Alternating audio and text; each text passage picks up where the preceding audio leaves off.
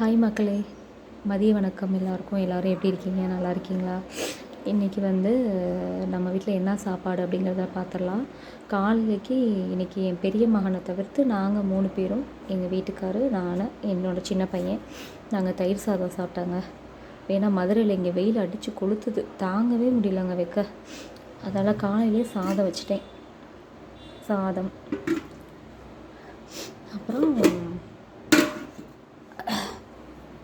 சாம்பார், எல்லா காயுமே போட்டு சாம்பார், மணக்கும் சாம்பார். சாம்பார் இப்போ தாங்க வச்சு இறக்குனேன். சரிங்களா? அடுத்து தண்டுக்கீரை. அதாங்க இன்னையிலேருந்து ஒரு பிளான் பண்ணிட்டேன். டெய்லி இனிமேல் ஒரு காய் ஒரு கீரை வைக்கலாம் அப்படின்ட்டு முடிவு பண்ணியிருக்கேன். இல்லைனா ஒரு காய் மட்டும் வைப்பேன், இல்லைனா 2 காய் வைப்பேன். இனிமேல் டெய்லியும் ஒரு காய் ஒரு கீரை வைக்கலாம் அப்படின்ட்டு பிளான் பண்ணியிருக்கேன். இது வெண்டைக்காய் பச்சடிங்க. வெண்டைக்காய் பச்சடியில் பார்த்திங்கன்னா சக்கரை பூசணி வரி அதுவும் நான் கொஞ்சம் போடுவேன். அது போட்டால் நல்லா டேஸ்ட்டாக இருக்கும். அதனால் சக்கரை பூசணி வரியும் கொஞ்சோண்டு இதில் ஆட் பண்ணி வைப்பேன். நல்லாயிருக்கும். நீங்களும் ட்ரை பண்ணி பாருங்கள். சரிங்களா?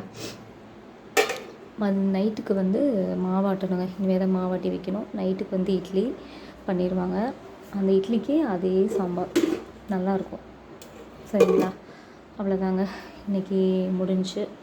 நானும் மாவாட்டி முடிச்சுட்டு சாப்பிட்டுட்டு டியூட்டிக்கு அப்படியே கிளம்ப வேண்டியதான். பாய்ங்க.